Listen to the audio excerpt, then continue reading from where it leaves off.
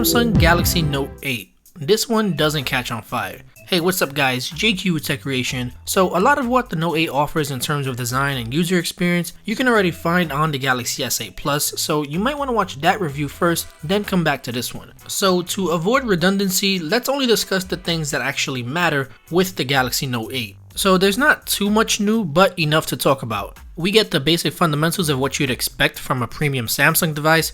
We have water resistance, wireless charging, biometrics, a Super Amoled HDR Certified curved display, etc, etc. So the very first differentiator is the size. It's wider and taller than the Galaxy S8 Plus at 6.4 inches tall compared to 6.2 inches, and it has a width of 2.8 inches. And I'm usually okay with handling Samsung phones, but this one just seems a little bit too tall for me, a little bit uncomfortable, and it seems impossible to operate one-handed without doing acrobatic hand movements, and because of that, this Bixby button begins to make a whole lot more sense. Now onto the back of the phone, I still hate the fingerprint scanner placement, but focusing on the new dual lens setup, I'm actually a fan of that camera layout. I just like the way it looks, especially with its orchid gray color, so I'm really digging this color a lot. So the primary camera is identical to the Galaxy S8 with 12 megapixels at f1.7, and the new second telephoto lens is double the focal length of the primary at 52mm, but with an f2.4 aperture instead. Now you can access this with a simple tap of that 2x button when you open the camera to get closer compositions as needed without losing any detail in shots. But where this telephoto lens benefits the most is in live photo mode. I shared how much I love this feature across social media. So basically this is Samsung's version of the iPhone's portrait mode. It uses the depth information from the second lens and produces this artificial bokeh that allows you to get some pretty impressive photography out of this phone. Take a look at some of these photos that I've taken.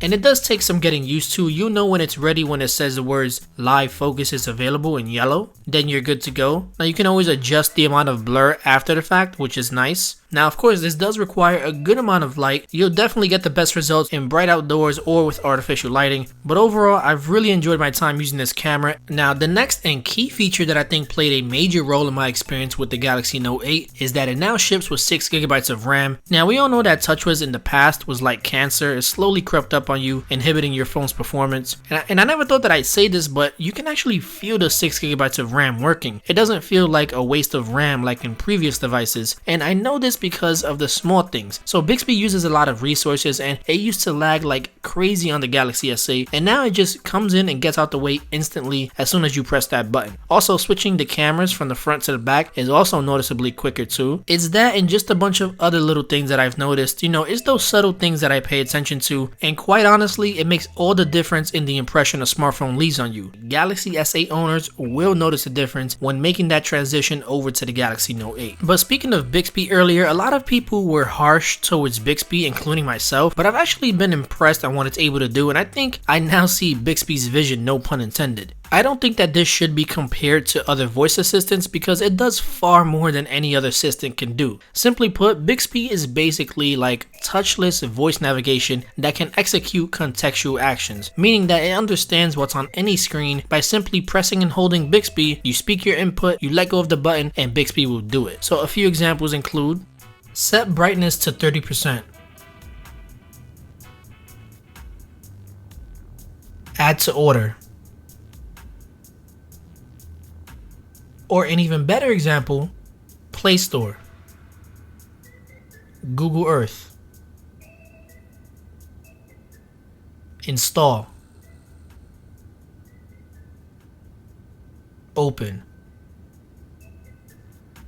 So as you guys can see, I just installed an app without even moving my hands. There's thousands of different commands available, and you can search within Bixby until your heart's content. So Bigsby Vision, for those who aren't familiar, makes it easy for you guys to shop online for the stuff that you see in person. So by pointing your camera to an object and saying, find shopping results of this, it'll understand what you mean and begin to analyze and pull up Amazon searching results of that particular product. And it works fairly well. I mean, it does a pretty good job with labels. It can also identify monuments and important landmarks and provide information on those places, and those results are powered by Foursquare. Square, and then it can also do the same with posters and image results, and those search results are powered by Pinterest. So it's using the internet's most popular databases for the results. Hopefully that can help you guys confide in Bigsby Vision a little more. Bixby still has a lot of work to do, but unlike S-Voice, I do see a bright future for Bixby because no other assistant out there is really attempting to do what Bixby is doing. So let's give this thing some time. Now let's talk about the third highlight of this phone, and that's HDR, high dynamic range. So the HDR display on the Note 8 is official, meaning that Netflix officially supports this device as an HDR display, and you'll see an HDR tag when you're searching for Netflix titles just as you would on an HDR television. Currently, at the time of this video, you cannot do that with the Galaxy S8, despite it being HDR compatible, but rest assured, Netflix will add support for the Galaxy S8. Now, following Netflix, YouTube is now also supporting the playback of HDR content for compatible devices. Now, a couple things to know about HDR on YouTube is number one, when playing back HDR video, regardless of the brightness level you have on your phone when holding it in portrait, once you turn it landscape, it's going to default to full brightness. And it does this because HDR video is defined as the contrast between the brightest and darkest parts of the screen. So in order for you to experience the best possible picture of what HDR is, it needs to be on full brightness. So it's just something that happens and something to keep in mind, especially when you're in bed at nighttime when all the lights are off. Now, number two is you cannot stretch HDR content full screen like you could with other high definition videos on YouTube. You don't get that floaty pop-up bubble to do so, and it would have been nice to take advantage of that full screen real estate with HDR content. I mean, it is what it is, but I gotta say HDR video looks incredible on this phone. It won't translate on camera, but it's definitely something you have to experience for yourself in person. But the hardest part about owning a Note device is actually trying to remember that there's a pen inside the phone. It's just one of those things that are easy to forget. You just don't normally associate smartphones with pens. Now, removing the S Pen reveals a carousel of handy shortcuts that let you add or remove at your discretion. Now, one of the new shortcuts, it turns the S Pen into Bigsby Vision. So it works just like I demonstrated earlier, but instead by simply just hovering the pen over anything on the screen, whether it be a piece of text or ideally an object in an image, it does a pretty good job at pulling up search results. And you can always fine tune the area you want to get more precise. Another new shortcut is called Live Message, and this will look familiar to a lot of iPhone users, and this lets you get creative and draw these fancy animated drawings with different colors and brushstrokes to choose from, and then save it to your gallery in the form of a GIF, which you can then share to your friends or family. Honestly, I do not see myself using this feature other than the purpose of demonstrating it on video. And let's be honest, it's just a way for Samsung to make any transitioning iPhone users feel somewhat familiar. Now, one last comment about the S Pen, and I've said this before in past videos, I kind of wish that clickable top was actually a button that would allow us to launch certain tasks or apps when in proximity to the phone, kind of like you can already do with the Surface Book if you guys are familiar with that.